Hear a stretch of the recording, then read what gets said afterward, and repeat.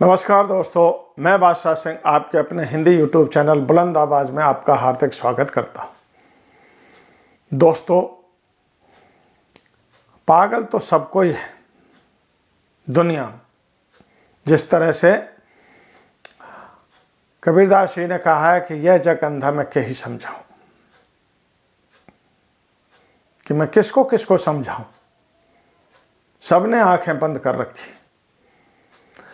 सबकी आंखों के ऊपर वो काई जमी हुई है जिससे उनको कुछ नहीं दिखाई देता है। कोई किसी के पीछे पागल है, कोई किसी के पीछे, कोई कहते हैं औलाद के पीछे पागल है, कोई धन के पीछे पागल है, कोई स्त्री के पीछे पागल है, कोई राजपाट के पीछे पागल है। मतलब हर एक तरह की दुनिया, तुलसी या संसार में भांत भांत के लोग, लेकिन वो सबसे अच्छा पागल है जो उस परम पिता के पीछे पागल है। पागल तो उसको भी कहते हैं। क्यों?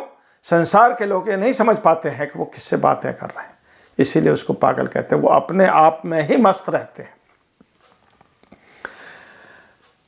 तो दोस्तों, इसी से जुड़े हुआ वीडियो में आगे चलेंगे, लेकिन उससे पहले मेरा सबसे आग्रह है कि जो लोग चैनल पर नए हैं वो चैनल को सब्सक्राइब जरूर कर लें, बेल आइकन को दबाना ना भूलें, और वीडियो अच्छा लगे तो अपने दोस्तों के साथ शेयर करना ना भूलें। चैनल को सब्सक्राइब करने का कोई पैसा नहीं लगता है। तो दोस्तों, चलते हैं वीडियो में आगे। एक बहुत ही बड़े संत, गरीब ब्राह्मण थे, पुरंदर नाम के। पुरंदर नाम के ब्राह्मण बहुत ही गरीब थे। वो भिक्षा मांग करके ही अपना पेट पालन करते थे, लेकिन वो अनन्य भक्त थे उस परमपिता परमात्मा के, पहुंचे हुए संत थे वो। तो रोज भिक्षा मांग करके अपना भरण पोषण करते थे।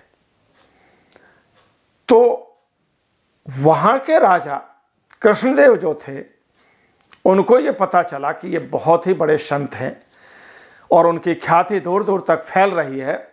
तो उनको ईर्ष्या सी होने लगी। तो उनकी परीक्षा लेने के लिए उन्होंने क्या किया कि जो भिक्षा वो चावलों की जो भिक्षा देते थे, उसमें छोटे छोटे हीरे मोती डाल देते थे कि भाई जब वो परखेंगे कि इतने बड़े संत हैं तो पता नहीं उनकी भक्ति से रास्ते से भटक जाए। तो जब उनकी परीक्षा लेने के लिए वो ऐसा करने लगे, रोज भिक्षा में चावलों में हीरे मिला करके उनको दे देते थे। धीरे धीरे एक महीना गुजर गया। महीने के बाद में उन्होंने देखा कि देखते कि भाई संत पुरंदर का क्या हुआ।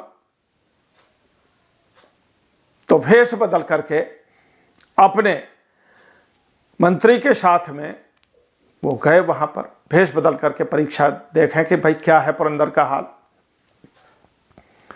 तो जैसे ही वहां कुटिया के दरवाजे पर पहुंचे, संत पुरंदर के दरवाजे में घुसने से पहले उन्होंने एक कानों में आवाज पड़ी। आवाज क्या पड़ी कि संत पुरंदर की पत्नी ये कह रही थी जोर जोर से कि पता नहीं पिछले 1 महीने से आप किस गरीब के यहां से ये भिक्षा लेकर के आते हैं। पुरंदर बोले, क्या हुआ? मैंने क्या कर दिया भाई, मैं भिक्षा ही तो लेकर के आता हूं। अरे बोलते, मैं बहुत परेशान हो गई कि वो 1 महीने से मैं देख रही हूं कि उसमें किसी कंकड़ पत्थर मिला करके भेज देते, तो मैं भिक्षा दे देते, उनको बीनते बीनते मैं परेशान हो गई। ये देख रहे हो इतना ढेर लग गया इन कंकड़ पत्थरों का, और मैं बहुत परेशान हो गई। ये आवाज सुनी कृष्णदेव के कानों में। जब आवाज पड़ी तो वो अचंभित हो गए। उन्होंने बोला कि वाह, क्या बात है भाई, ये किसके बारे में बात कर रहे हैं? ये बात जो थी संत पुरंदर को मालूम हो गई कि भेष बदल करके राजा मेरी परीक्षा लेने के लिए आए।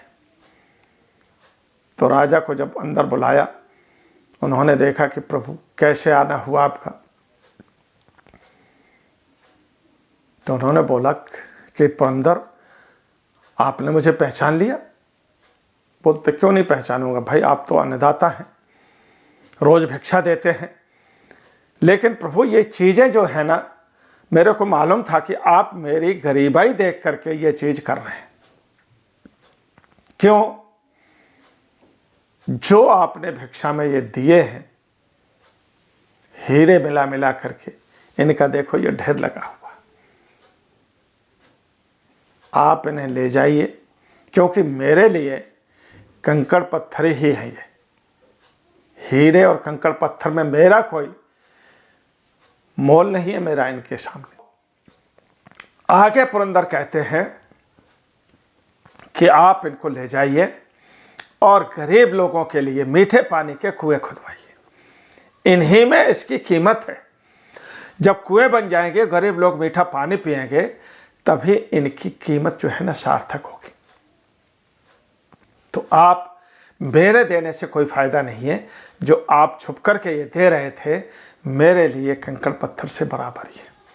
मैं नहीं समझता, इतना सुनना था कि कृष्णदेव जी नतमस्तक हो गए, उनके चरणों में सर झुका दिया और कहने लगे कि आप तो महान हैं, मेरी ये गलती को क्षमा करें।